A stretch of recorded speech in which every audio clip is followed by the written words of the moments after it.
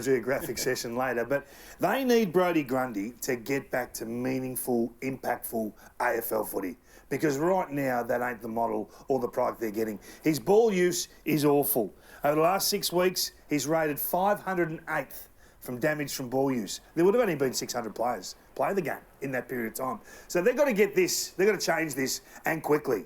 They've got to demand more of the big guy. He's having no influence as a ruckman, and he's having no influence around the ground. He's taken 3 intercept marks in 6 weeks. He's been involved in 5 scores in the last month of football. That is awful. They are awful numbers for your big signing. You need to deliver more than this. He needs to have some influence. So the 3 intercept marks, to put that in context, guys like Cameron from Collingwood and Tim English have had 15. He's had 3. So what are you doing?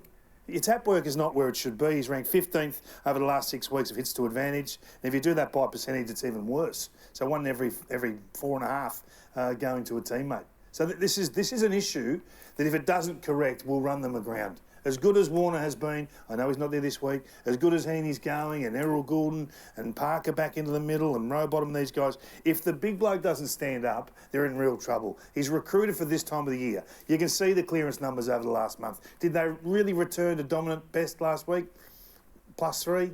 -10, -12, -10 the previous 3 weeks. So I think it's on him to drag himself out of this mire and get going, because it's time. Mid-August, it's time to get rolling. Couple of weeks in or final series, and be the guy that they went after. Be the guy that they invested heavily in the off-season, because, boy, they need him.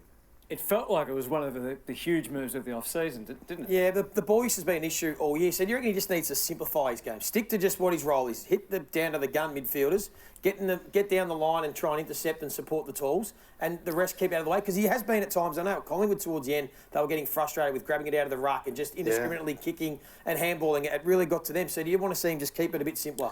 I want to see him do something, whether it's around the ground, get involved with meaningful possessions.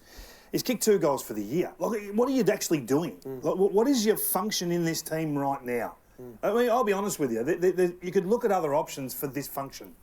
If they had another challenging ruckman, would they look at it? I don't know. But do they? No, well, they don't. But that's why. So it's on Brodie then. That's exactly why I'm saying it's Brodie's time to stand up, because those numbers are the numbers of a player that's barely surviving on your list, let alone your big boom off-season recruit. So just quickly, Joe, did they solve anything last week in your mind, Sydney? Oh, I'm not convinced. I thought for 3 quarters they still weren't winning contests inside their forward 50. It still looked an issue until the superstars showed up. There's just a little number just to keep an eye on, though, with Sydney. We know they've been horrible starting games, and John Longmire's spoken about it all year, but just be careful. If they do win the first quarter, shut the gate. They will win the game. That's the only part of their game that has been a massive concern. But I mean, you're a bit more convinced with Sydney. You thought they were pretty good against the Pies? I just thought Warner and Heaney getting back to form. So what about with no Warner?